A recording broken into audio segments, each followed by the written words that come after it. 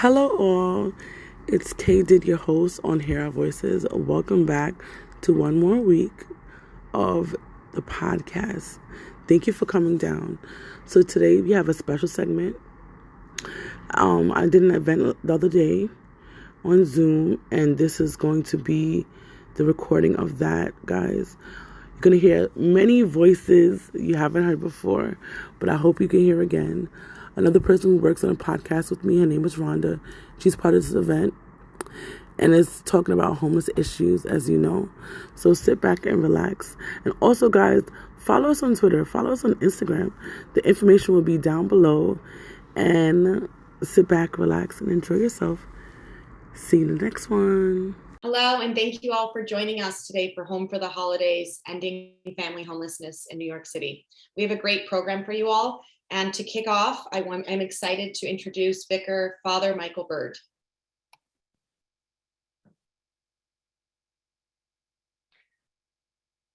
What a treat it is to start the day with Andrew Day in common. I didn't expect it, but I loved it.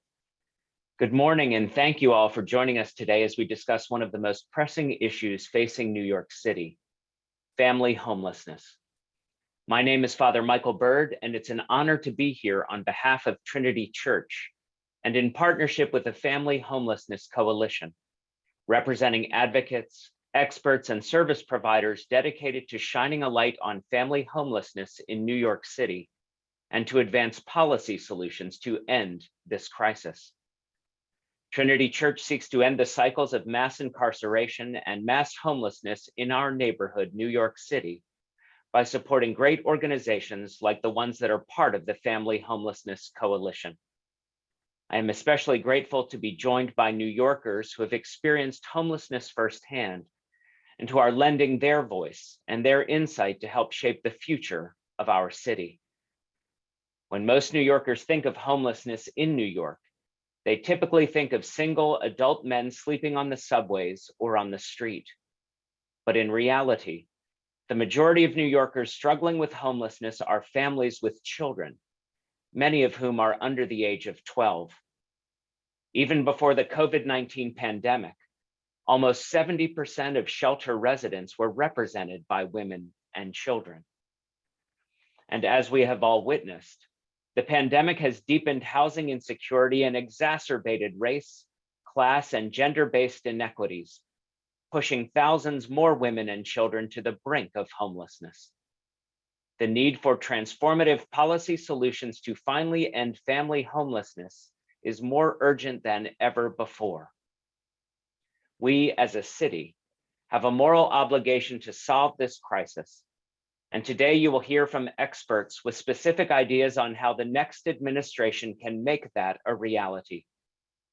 To delve into these issues further, I'm now pleased to turn it back over to Rebecca Charles, Policy and Advocacy Associate at Citizens Committee for Children of New York, a co-convener of the Family Homelessness Coalition. Thank you, Father Bird, for the introduction, and thank you to Trinity Church for your partnership. My name is Rebecca Charles with the Citizens Committee for Children. As Father Bird said, families with children represent roughly 70% of the New York City shelter population, and most of these families are headed by a single mom of color.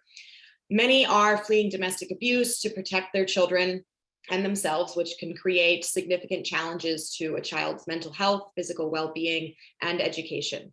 But New York City is on the precipice of major change with new leadership on the horizon, and ending our family homelessness crisis must be a part of the immediate future. At FHC, we look forward to working with every level of government for a more progressive New York. We are extremely excited to present today's programming and introduce to the audience some inspiring individuals brave enough to share their journeys of lived experience with us today.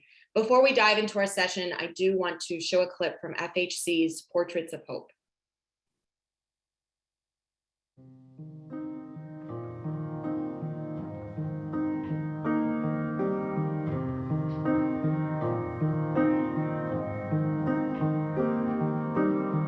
I think New Yorkers think of the guy or the lady on the train platform when they think of homelessness, or sleeping on the train, or just on the street. You know, certainly don't think it's me or you or anyone else, you know, that looks like us. They don't think it's us. Being homeless doesn't mean I don't have any clothes. It doesn't mean I don't have any hygiene products. It doesn't mean I don't eat. It just means I don't have a house that I can call a home. Homeless can really be a person that we see every day at work. And we may not know people's situations and we may not know people's backgrounds, but you never know, that one person could be going in and out of the shelter every day.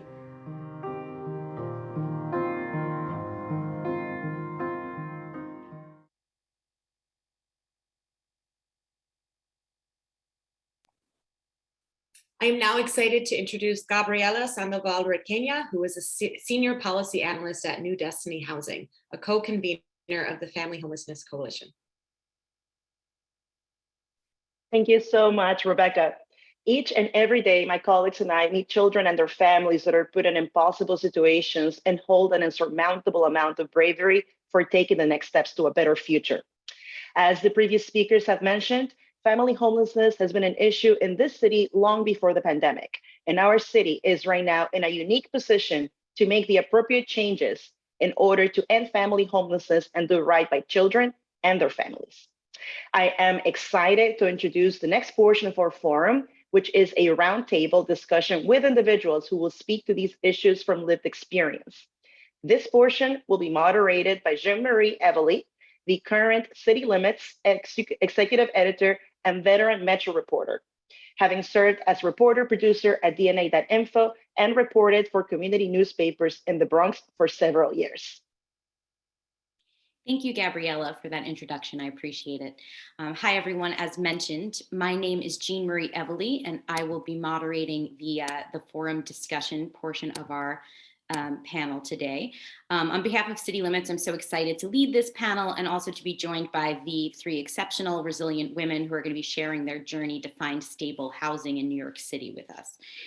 So I'll introduce those panelists right now.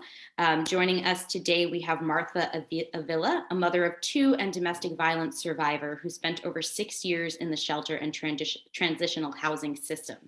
We also have Family Homelessness Coalition Fellow, Hear Our Voices podcast host and mother Kadisha here with us today, as well as Rhonda Jackson, who is also a fellow and a mother who's experienced homelessness when she returned to New York City and has been an advocate for families like her own. Welcome to our panelists and thank you for being here today. I'll start with my first question, if I can start with you, Rhonda. Can you tell us a little bit about your personal story facing housing insecurity here in New York City? What led you to homelessness? Good morning, everyone, and thank you for being here today. So what led me to homelessness was actually 9/11. In 9/11, that's when my journey began. I was a station agent 429409 with MTA underneath the World Trade Center. Courtney Street was my station. I was on my way to work. My job blew up. I lost my mind. I packed up my family and I left the state of New York. I ran to North Carolina where I thought we would be safe. But I never expected or even thought that what I would be going through being homeless, there was no way for me to know what was going to happen while, being homeless. Thank you, So, Rhonda. Okay. As I say, but if you had anything to add, please do. Oh, I was just going to say that my housing insecurity actually didn't happen until after I got housing, but I guess we'll get back into that because housing security is actually a theory, and that's what we need to be working on today. Yeah. Thank you so much for sharing that backstory. I appreciate it. And I would love to ask, my next question would be for Martha. Similarly, is there an aspect of family homelessness in New York City that you wish the general population better understood? Marta, ¿quisieras o qué le dirías al público general sobre las familias sin hogar que habitan o que están en Nueva York? Le diría a aquellas personas que nunca han estado en un shelter que la razón principal por la cual las familias van a un shelter es la violencia doméstica. Le diría que esas personas que están en una situación de abuso, que estar en un shelter no es malo. So I would say that for those people who have never been in a shelter, that the main reason for those families to be in a shelter, most of the cases is domestic violence. And I would also tell these people that being in a situation of abuse is, and going to a shelter is not necessarily a bad thing. Si tienes que tomar la decisión de cambiar tu vida y darle seguridad a tus hijos, hazlo. Piensa en ti, en la seguridad de tus hijos, que al final del día todo va a estar bien. If you have to make the decision of changing your life in order to provide security and safety to your children, do it. Think about you and the security of your children, because at the end of the day, everything is going to be all right. El shelter no es el fin, sino el comienzo. Somos fuertes y luchadoras. Being in a shelter is not the end, but just the beginning. We are strong and we are fighters. Thank you, Martha. Thank you so much. You're welcome. And yeah, let's turn then to our third panelist, to Kadisha. What do you think, based on your own experiences, is there anything that the government could have done to have prevented you from having to enter a shelter in the first place? Do you see any preventative measures that could have been taken there? I think there's a lot of things that could have been done. At the time when I initially went homeless is when I was 8 months pregnant. At the time I was supposed to be on bed rest, and because of that means I couldn't work. At the time wasn't a lot of like now online jobs to do. I had to work on my feet. At the time I was working retail. Honestly, that wasn't even enough money. But I think if they would have given a stipend or even housing for people who are pregnant who needed help, or who are even on bed rest, because it's a doctor telling me, get off your feet. I think that would have helped a lot for me to not go into shelter and be able to save up money other ways. Or I got disability also, but it just wasn't enough to be able to get an apartment at the time. So I think giving us a little stipend until the baby's at least born, or at least 1 or 2 years old, that would definitely help me not have gone into shelter. Yeah, it's an interesting point. So more support for mothers and for pregnant and expecting women. Rhonda, let's circle back to you on a similar question. What were some of the biggest challenges that you faced in finding and obtaining housing? And are there things that made that experience easier or faster? So I didn't really have too hard of a time finding or obtaining housing. I got my housing through lottery. I had been in shelter almost 10 months, I think. And so it wasn't really hard. I got it through lottery. I think I got it because the workers at the shelter that I was in, they actually did some work.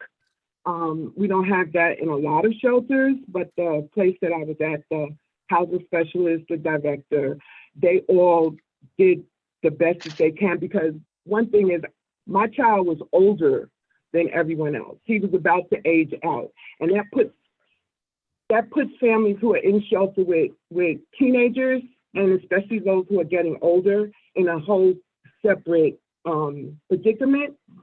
So they really worked with me in order to, I believe, get me housing. And so it wasn't really that hard.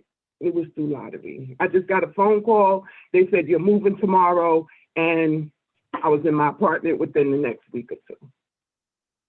Yeah, thank you. So you found your permanent housing through one of the city's housing lotteries, which can be difficult. I would love to hear from the other panelists, from Kadisha and Martha. How did you eventually secure housing? What was that experience like for you both? Honestly, it was kind of hard because I feel like at the time, if you don't know, the workers at shelters go in and out a lot. And the person I initially got, she wasn't doing her job. I was giving her stuff. At the time they had Link, and I qualified for it, but she wasn't taking my paperwork seriously. She wasn't doing her job. And I got upset, and went to the director. So I was like, can you help me? Could something happen? I want to get out of the shelter. And other programs they had, I didn't qualify for, they told me. And then I eventually got into NYCHA. And I'm so happy that I got into, compared to a Link program that I think is actually much better than that program. But the people at the shelter didn't know how to get me. I already was on night shift from 2014, and I got out of shelter 2018. But I got in the shelter in the middle of that time. So initially, the people at the shelter didn't tell me what I have to do to tell NYCHA that I'm in shelter because they put you on a higher priority list. So I had to call NYCHA myself almost every day just to nag them like, what can I do? And then somebody finally helped me, and that's how I got housing. How about you, Martha? Is there anything you want to share in terms of your journey to finding permanent housing and anything that would have maybe helped that process or sped it up for you? Marta, ¿nos podrías contar entonces cuál fue ese trayecto o ese recorrido por el que tuviste que pasar para llegar a una vivienda permanente? ¿Cómo pasaste de una vivienda transicional a una vivienda permanente? ¿Nos podrías contar un poco al respecto? Bueno, yo estuve buscando muchas ayudas y esperé 4 años para conseguir un departamento de Housing Connect. Pero sí, toqué muchas puertas, fui a muchas organizaciones y siempre el ingreso siempre fue el problema que yo tuve. Pero al final, entonces yo tuve mi departamento, pero fue una lucha, toqué muchas puertas para llegar ahí. So in general terms, it was a struggle. I had to knock on many doors and I had to look for a lot of help in many different places. And I had to spend 4 years knocking on different doors in order to find finally this Housing Connect. But it was very difficult. And the hardest part of it was the enrollment, how to enter into these programs. It was very difficult for me. And it was a struggle that I had to live for 4 years. Fortunately, I was able to get into the program, but it was very difficult. I had to ask for many different kinds of help and look for many different people for them to help me out. Thank you all for sharing your insights on that. I appreciate it. And now pivoting a little to the experience that being in shelter with children can be like. And we'll stay with you, Martha, if that's okay. Housing instability with children obviously adds another layer of stress and hardship to the experience. What effects did housing instability have on your children's academic and social lives, and what was that like? Marta, vamos a continuar contigo entonces, si no tienes problema. Vamos a hablar del impacto que tiene el estar en un shelter con tus hijos. ¿Cómo fue ese impacto para tus hijos? Porque sabemos que eso puede desestabilizar mucho esa dinámica familiar. Entonces, ¿podrías contarnos, por favor, cómo fue esa experiencia con tus hijos? Sí, a mis hijos le afectó mucho porque yo las saqué de sus rutinas académicas y de su ambiente. Y entonces yo diría que las escuelas deberían de ponerle un poquito más de atención a los niños que están en los shelters. Y así deberían de darle más apoyos, tener gente como psicólogos que puedan ayudar a los estudiantes. So yeah, it was difficult for my family. I had to take my children out of school, so they were taken away from their academic routines and their environment. So I would say that schools should pay closer attention to those children who are living in a shelter, because these children are suffering in silence. So I think that schools should provide a further support for those children. They should have psychologists or some kind of support so they can help these students that are living this situation. Thank you. How about you, Rhonda or Kadisha? Anything either of you want to add about the experience with children and having children while facing housing insecurity? Well, my daughter was very, very young at the time. She was on a daycare, but I could say that because I was getting denied at first from shelters, even in general, I didn't want to push her from daycare to daycare. You can't trust everybody with your kid, because you hear a lot of scary stories at daycare centers, and I trust that person. So at the time, she was going to school in Brooklyn. I was working in Manhattan, and I had a shelter in Queens, and I told them that's kind of far. And I was by LaGuardia, by the landing, and the travel itself was a lot. And I think it took a toll on her, because every time we woke up in the morning, 5 o'clock in the morning to get to where we have to go, it can be a lot for a kid that young. And also it was a lot for me. And by the time she gets home about 8, 9 o'clock, she's also tired. So it's like, I didn't even get to spend time with her, and that quality time she did miss out on with me. I could say that that probably affected her just a little bit, but I try to make sure the weekends were filled with joy for us. Rhonda, any thoughts on you? I know you mentioned that your child was older at the time, but what was that experience like? Oh, I think you're still on mute. Or the audio, or maybe it's just me. Can you hear me now? Okay, going through shelter is really hardest on the children. See, as parents or grown-ups, let me put it like that, we can adapt a little bit more, but for the children, like Ms. Avila said, they suffer in silence. They don't know who to talk. They don't know how to talk to somebody that says what they're going through.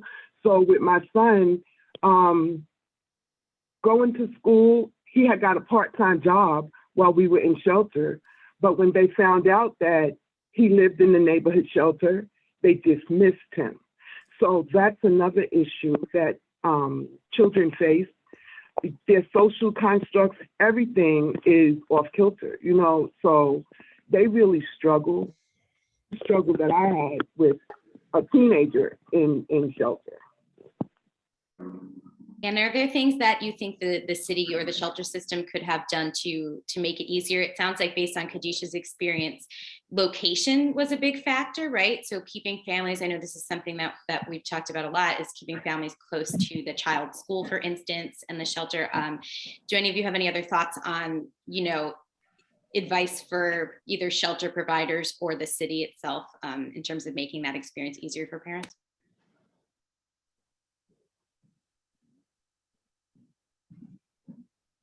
I'm sure we all have some kind of suggestion. It's just, do they listen? And that's what it is. The city has to listen to people with lived experience because we know what's going on. We know how hard it is. We know what our children are going through. And one of the things, like Mr. say, they do have liaisons with school, but they don't do their, I'm not going to say they don't do their job, but they could do their job a little bit better.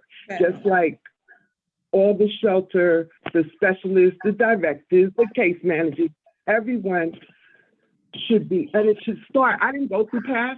I went in another roundabout way, but it should start there because that's where families with children come in through. That's the gate that we come in through, the PATH, and that's where supportive services and anything that can be done to help our children, that's where it should start. I second that. I really definitely, I went through PATH and it's not, granted, I don't think it should be welcoming, but it should make you feel like it's gonna be okay. Going in there, feel like you're going to a jail cell, like, what is my sentence now? How long am I gonna be here? How am I gonna get through it? Just keep your head down and keep moving, because if you don't, you're gonna die by the waistline. So I definitely second what Rhonda is saying. So obviously PATH being the intake process for shelter participants. Yeah, so I've heard that can be a pretty challenging and dispiriting process. So that's interesting insight. I would like to ask each of you, from a personal level, and we'll start with Martha, if that's okay. What advice would you offer to someone, a fellow New Yorker who might be experiencing homelessness at the moment, particularly somebody with children? Y bueno, me gustaría entonces preguntarle, me gustaría iniciar con Marta por un consejo. ¿Qué consejo le darías a las personas que estén en condición de calle? ¿O qué consejo le podrías dar, bien sea a la ciudad o a las madres o a alguna persona que esté en esta situación? Yo le diría a aquellas madres que se encuentran sin hogar, que busquen ayuda, especialmente si están en una situación de violencia doméstica, que toquen puertas. So I'd say to those mothers who are in a homeless situation to look for help, especially for those women or for those people who are in a situation of domestic violence. They should, or I encourage those people to knock on doors, to look for help.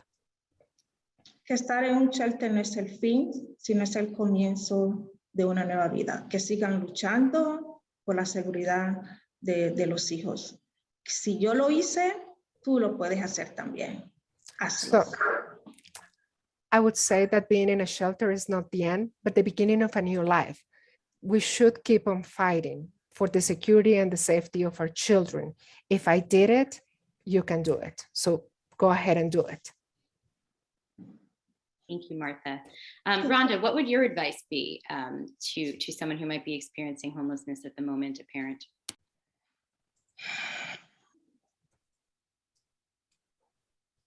Oh, we can't hear you. I think it's on mute. Sorry. So my advice is to just remember that being homeless is an interruption. You can't stay there. You can't sit there and you can't stop. I would tell them that you actually, the person, actually makes it as easy or as hard as they want it to be. You know, I would say to find all the help that you can get. I would say avail yourself of every program, every resource. Keep talking. You keep talking. It is the squeaky wheel that gets the oil. I would tell them that you have a voice. I would say use it. I would say that yes, we know that being homeless with children is a hardship. I would also tell them, as I heard an 11-year-old so eloquently put it, that we are not the problem. You are not the problem. So just keep moving. Put one foot in front of the other. Take the couple of days that you need to get acclimated into this shelter situation that you are going through, and then get up, put your big girl panties on, and let's get to work, because that's what it is about. You have to do the work. If you find yourself in a shelter situation, you're going to have to do some work in order to get out of it. If you want housing, it's there. You have to work at it. You really do have to work at it and get the people that are in place to work for you. I think the most poignant thing that I heard while I was a shelter monitor with the Coalition for the Homeless is there was a young boy. He was 10 and he wanted to be a scientist. And in shelter, that's where dreams are deferred in shelter. That's why I tell parents, please don't sit still. But he was 10 years old. He wanted to go and be a scientist, and he had the opportunity to go round trip to NASA. And the shelter told him that he could not participate because the family had to be in the unit by 10 o'clock. This is something that is going on. And, you know, the children are not being able to get to follow their dreams and their passions. So that's what I would tell a parent, is to just make sure that you do the work, get up every morning, do what you have to do, make sure that everything that you do is for your children. That's what I would say. Yeah, I have heard that things like the time restrictions obviously can be very trying. I hope that student got to attend the NASA thing. Kadisha, do you have any thoughts on specific, I would love to ask each of you this, specific sort of programs or support services that were helpful to you? It sounds like each of you have talked about the need to really be sort of proactive and advocate for yourself, because it seems like that assistance can be sometimes hard to come by. Are there specific supports that you all found most helpful, or things that you think other people might be able to seek out that you would advise them on? What I tell people now, certain programs weren't, because my housing specialist wasn't working with me, I couldn't even get into. But I think from what I see other people's experiences, Housing Connect is pretty good. They have the lottery, but just to be on top of that when you do those kind of things, NYCHA takes forever. So it's like, honestly, a lot of programs, because they have waiting lists, it seems like it's hard to get into. I think City Fest is probably, to me, the easiest one to get into compared to other things, because I was on a waiting list for NYCHA for 4 years. So it's like, a lot of the systems seem like they're very broken, and they need some helping out, and we have the space. I feel like New York City has so much places they can put people, but they're kind of honestly just lazy, dragging their feet to get people into these housing. And then, like, example, for inspections for certain lottery things, it takes them a long time to even get into that. And with Corona, it's taking even longer, because people on my channel, I do YouTube, tell me, I did my inspection this time, things are not happening. So that means something is broken along the line. Like, we have all these programs, but is the programs really helping the people, or you just putting a new name on a program saying, oh, we have this, we can help you, but yet you're not helping anybody. If you help out of everybody in the shelter, if it's 1,000 people, and you help 10 out of those 1,000, yes, the 10 is grateful, but what happened to the rest of the people who are left behind and is struggling and going through depression in shelter because the system is broken and the system needs help? So I think the programs are nice to have, but a lot of them are not working the way they're supposed to be working. I don't know if it's because of the workers or people just don't understand how to get in or what it is, or they just don't want us to get the programs, but a lot of the things are broken. Martha, how about you? Were there any particular services or supports that you found most helpful that you would advise other women experiencing homelessness to seek out? Marta, ¿tienes algún consejo, alguna recomendación especial para aquellas mujeres que están en situación de calle que te hayan servido a ti? ¿Qué crees que le pueda servir a otras mujeres que se encuentran en esta condición? Bueno, le diría a esas personas que siempre busquen ayuda y que siempre piensen en sus hijos y en la seguridad de ellas y de sus hijos. So I'd say to those women that they have to think about their children. They need to look for help because what matters the most is their children. So they need to think about their children and about their safety. So please do not stop looking for help. And Rhonda, do you have any specific programs or supports that you found most useful? I know you mentioned that, it was a matter of like really speaking up and seeking out different supports and being, like you said, the squeaky wheel. Was there anything that helped the most? I know it sounds like, there's probably issues we could delve into with kind of a number of programs, but were any kind of most useful to you or things you might advise other women to seek out? So pretty much because I had been homeless in places other than New York City, I knew when I came back home, what I was looking for. The first place that I actually went to was Coalition for the Homeless, because they have a program called First Step. And that program is what really pushed me out the door. It really got me into activism. It got me into advocacy. It helped me to learn how to stand up for myself. It's a training program for women, which is really what did it. That's what did it. And after that, it was Madison Strategies and Bottomless Closet, all of that, together.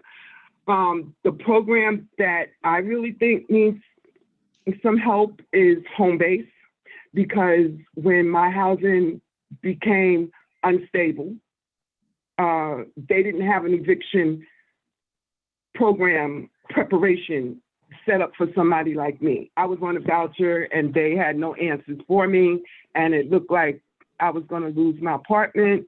But with the work that Councilman Levin and Catherine Chapman, all of them did to help me, I was able to stay.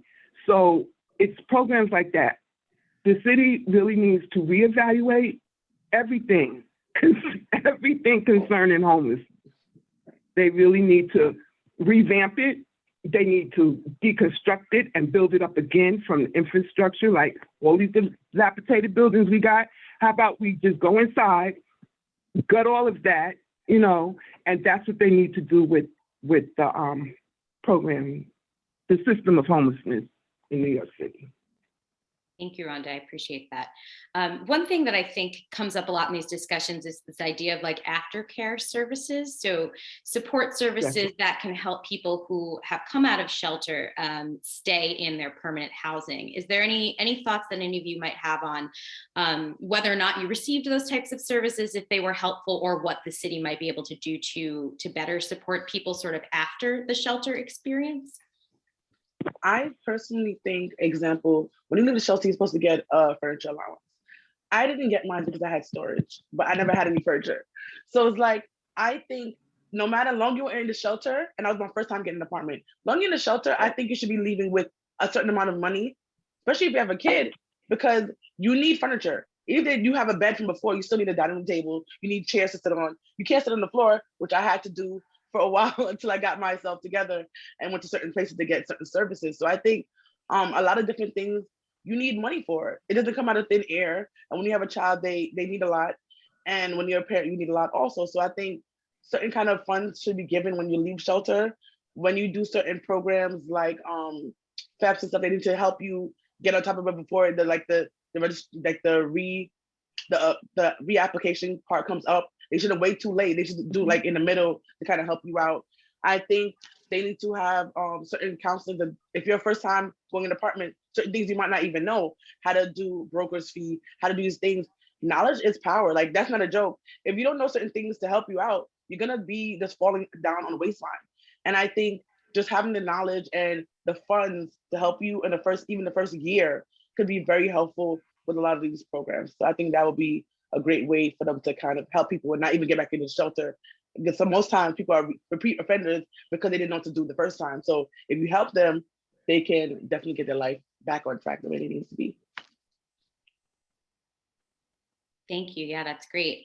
Martha, do you have any thoughts on sort of that idea of aftercare or support that could be offered to women and families after they leave shelter? So once they're in permanent housing, but to make sure that they can stay there based on your experiences? Marta, ¿tienes alguna idea respecto a cuál serían ese tipo de servicios que se tienen que seguir prestando una vez hayas dejado el shelter? ¿Qué tipo de servicios o qué tipo de apoyo se necesita más allá después de haber dejado el shelter atrás? Yo diría que deberían de seguir dando apoyo a las madres y a los hijos, especialmente psicología, consejería, para así uno poder seguir adelante, porque a veces cuando tú sales del shelter, a veces ellos como que se olvidan de ti y de los niños. So I would say that it is important to continue with this specific kind of support to mothers and kids, specifically kids, in regards of psychologists or some counseling, because sometimes what happens is once you're out of a shelter, it seems like they forget about you. So it is important to continue with these kind of services, to continue providing this specific support to both mothers and also kids. Thank you so much. We have about 10 minutes left in our discussion. I have a question also from the audience that I'm going to ask. Thank you guys for tuning in and throwing your questions in the Q&A section. So Anthony wanted to know, how were you able, and maybe we'll start with you, Rhonda. I know you said you had an older child, so this might have been a different experience, but how were you able to explain homelessness to your children when you were going through that experience? And what were those conversations like? So because my child is older, he understood. He knew that we didn't have a place to live. I think what made it really real for him is when we had to go to the shelter and they gave us a Metro card, and it was like 1 o'clock in the morning, and we had to drag our parcels through the train station in order to get to the shelter where we would be for 10 days to be assessed. And that's another thing, is that I know for parents with, they give you this 10-day thing, and having to move them in 10 days, once you get them settled and then have to jump up and move to another place, that's a problem. That's hard to explain to a child, no matter how old they are. So you talked about aftercare. I talked about how supportive services should start at PATH. And aftercare should not end until at least that 5-year renewal thing that you get with the voucher. They say that, it's a 5-year thing. Well, during that 5 years, people need supportive services. We may not need them as much as we needed them when we first started. There should be some kind of transition where you ease out of it, but it should always be in place, So that's the hardest part about explaining homelessness to a kid. Little kids are different. They'll roll with you, but when they're older and they got a voice, they want to know, and they don't understand, and that's an issue. That was my issue.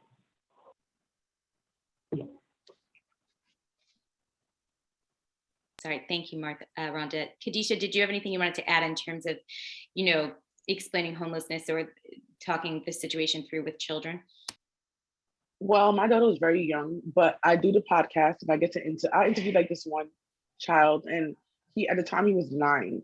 So I think depending on what age you have a child at, I think it's easier to kind of explain what it is. They just don't, this particular person, their ceiling actually fell down on them. So they understand why they couldn't go home and why they had to be in the shelter. So I think it depends on how it happened.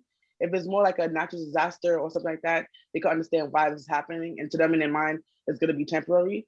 But with shelter, people stay up to 18 months or more in the shelter. So they don't realize how long they had to stay in the shelter to even get it together. Sometimes it can happen because of eviction. A kid might not understand that their parents didn't have the money to pay for it unless they were living a lifestyle of really off nothing. So I think it all depends on the age, and break it down and tell them it's not always going to be this way, and that problems do happen, and this will make you stronger. I can tell you that from an adult way. It did make me stronger, and now I'm able to help other people every day, because people on YouTube always question me and ask me how it is, or on Instagram. So I'm able to help somebody. You have to go through struggles sometimes to be able to help somebody else who comes after you, and I'm happy that I was a person to kind of be that for some families out there. Thank you, Kadisha. And yet, just to repeat, the podcast is Hear Our Voices for those of you who are interested in checking that out. And you can get it on Apple Podcasts and all your, I think, normal podcast streaming areas. Well, thank you all so much. We have about 5 minutes left. So I'll ask my final question of each of you. And I'll start with you, Martha. Is there anything that you would like? Obviously, we have a new mayor coming in January. Eric Adams will have almost an entirely new city council. What would you like the next administration and our future elected officials who are taking office in January to know, or anything that you would want to share with them about potential solutions to family homelessness? Marta, teniendo en cuenta que en enero tenemos una nueva administración y que tenemos nuevos concejales y nuevo alcalde, ¿cuál crees que sería ese mensaje que les quisieras dar a este nuevo gabinete respecto a estas personas que están en situación de sin techo o en situación de calle? Desde tu experiencia, ¿qué crees que sería importante decirles o qué mensaje les dejarías a ellos? Yo le diría al nuevo alcalde y concejales que pensaran más en las madres solteras. Yo esperé más de 4 años para conseguir mi departamento promedio de la lotería Housing Connect, y el problema era siempre el ingreso. So I would say to the new mayor and the new councilors that they should think about more the single mothers, because I had to wait more than 4 years in order to find my department through the lottery of Housing Connect. And the problem, as I said before, it was always how to enroll the program. Ganaba muy poco para calificar un departamento. El gobierno debería de tener más en cuenta a las madres solteras que trabajamos día a día para salir adelante. At the time, I earned too little to qualify for a department, for my own place. So the government should have in mind those single moms that work day to day to actually move forward, to make a living out of what we do. Entonces diría que considerara a aquellas madres que trabajan duro para sacar a sus hijos adelante. So I'd say that they have to consider those single moms that work hard for them to have their families put together and to actually bring their children up. Martha, I appreciate that. How about you, Rhonda? What would you want the next mayor and our future city council to know? So what I would want our new administration to do is to stop talking. I was in a meeting and a commissioner was on the job for 30 years and nothing has changed in 30 years. Stop talking and start doing something. I would want them to, like I said, we're not the problem. So stop trying to fix this with acronyms and labels and coming up with pretty new statements to cover up the ugliness of homelessness. and family homelessness. Stop talking, start doing something. You know, we keep talking about eradicating homelessness, and the only way to do that is to get families housing. We need them the supportive services. We need the supportive services that are contracted by the city. Okay, we need you. I would like the new administration to consider making families a priority. I would like them to listen to the recommendations of the Family Homelessness Coalition. I would like them to fix this system from the inside out. They have the opportunity to fix this. It can be new. Just like COVID was a novel and new virus that hit, we have a whole new administration that could come in and just revamp everything. I would like for them to focus on the families that will build a strong community. I would like them to make it about the people that it is affecting. Families are the fabric of our city, and the most affected demographic. Families are the voices of homelessness. Us three women, we are the faces of homelessness. I want you to hear the voices of us women. See us as the mothers of children who are growing up in an institution with invisible bars. The children could face a future. These children could face a future of homelessness, long-term mental health trauma, incarceration, even death. Cemeteries are full of people who have dreamed but were not able to accomplish it. I would like the new mayor, the city council, and other elected officials to reevaluate everything related to homelessness. This city, review the rules. We know what works. Please listen to us. We are the persons with lived experience, and we can actually help you do what needs to be done in this city. That's what I want them to know.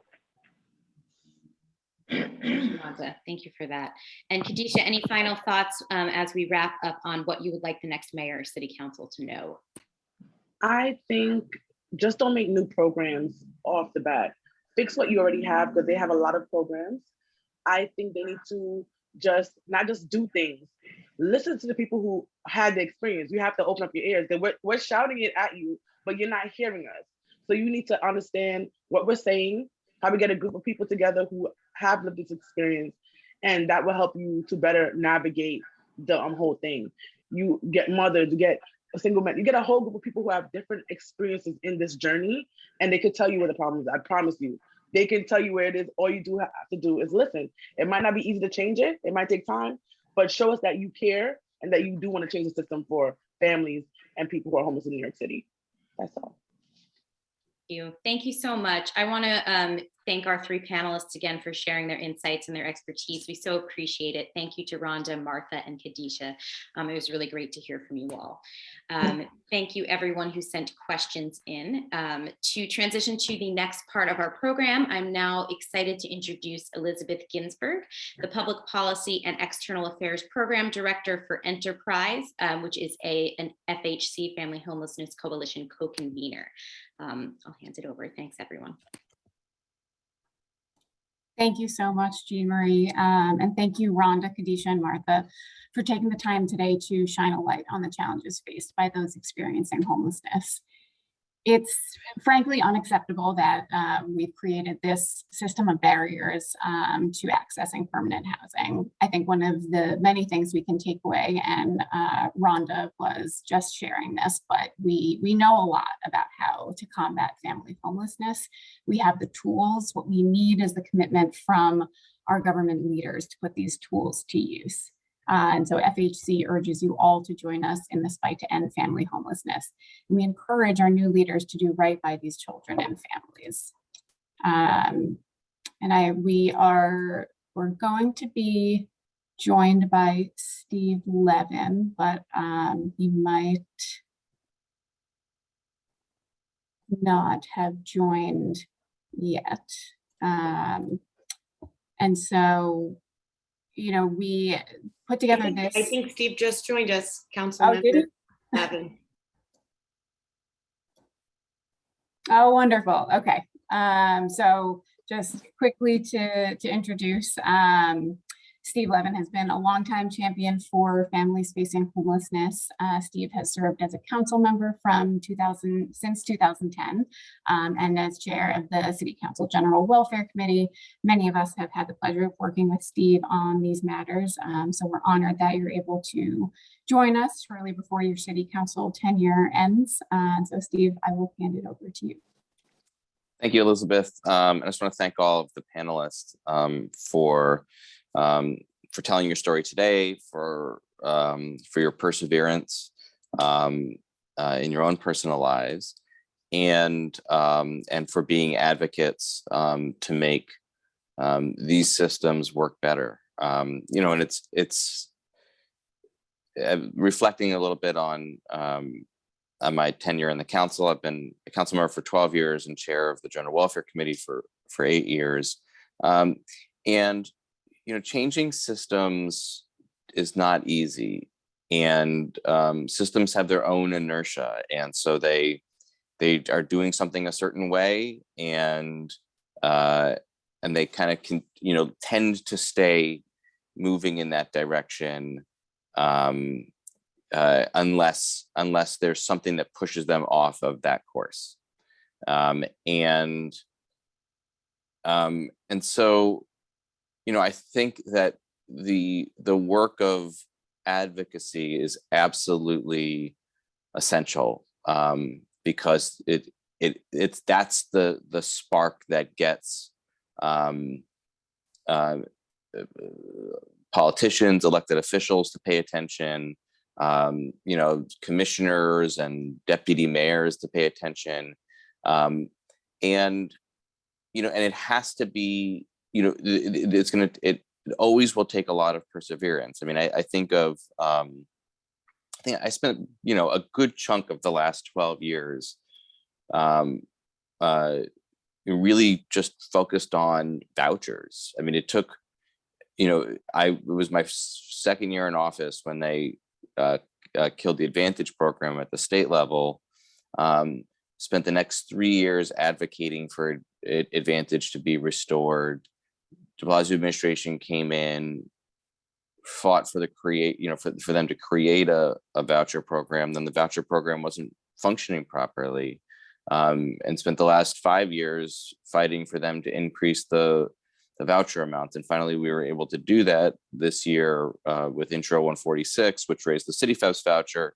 And then just last week, Governor Hochul signed state legislation to raise the FEPS voucher level to fair market rent. But it's, it has struck me on how apathetic the system can be. And I think that's what a lot of the panelists spoke to, is how do we direct the conversation long term so that the public and policymakers see that this is what's happening in real people's lives. It's one of the panelists mentioned just the acronyms on a piece of paper. That is it's meaningless unless it is really affecting people's lives. And I look at the one thing that I look at like as just a point of data that really continues to make me upset is the length of stay in shelter, the average length of stay, whether it's for families, whether it's for single adults or adult families. The length of stay has continued to go up and up and up over the years, and it's well over a year, 400 days or 500 days, depending on the family configuration. And like, that is that's the length of time that a child spends in shelter.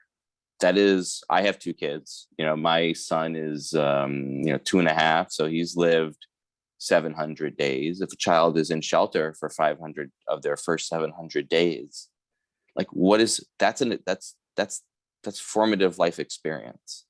And I think until the city is willing to put the resources into really changing that and saying that is a failing on the part of the city. That is a failing on the part of the city. And unless the city is going to say, that is what we're going to focus on. We are going to move families into permanent housing, and individuals into permanent housing, and make that a top priority, and cut down on the red tape, and cut down on, make sure that there's a seamless system where people can qualify for a voucher immediately, or if they can't qualify for a voucher because they're over income, that there's an alternative that's right there for them, and it's ready made and it's ready to go. And I think that there's a lot more to do to continue to get that to be the focus. And so I think that this panel was fantastic. I think the Family Homelessness Coalition has been amazing over the years at putting forward, workable solutions that are achievable, and putting the focus on that. And I think that is that's my one hope for the future, is that this coalition obviously continues to do its good work, but that as a city, we focus on what's really happening in people's lives and what are real solutions and how to get there. I just want to thank you all so much for allowing me to speak a little bit, and thank you for all of the partnerships over the last 12 years. It's been the honor of a lifetime to be part of this, working with you all. Thank you. Thank you so much, Steve. Thank you to everyone for attending our forum today. We hope the conversation has made clear what our next city and state leaders must do to end family homelessness, and the real urgency of this matter. So to all of the elected and government officials in attendance this morning, we look forward to working with you in the new year to move these solutions forward. And thank you again to everyone, and have a great holiday and new year. So guys, I hope you enjoyed that podcast. I hope you took a lot away from it, and I hope you'll be able to help your own communities and help the people around you. Remember, don't forget to advocate for yourself. We are important people of society too when we're homeless, and you can make a difference, and your voice is important. So come back for the next episode on Hear Our Voices. Thank you for listening. Bye.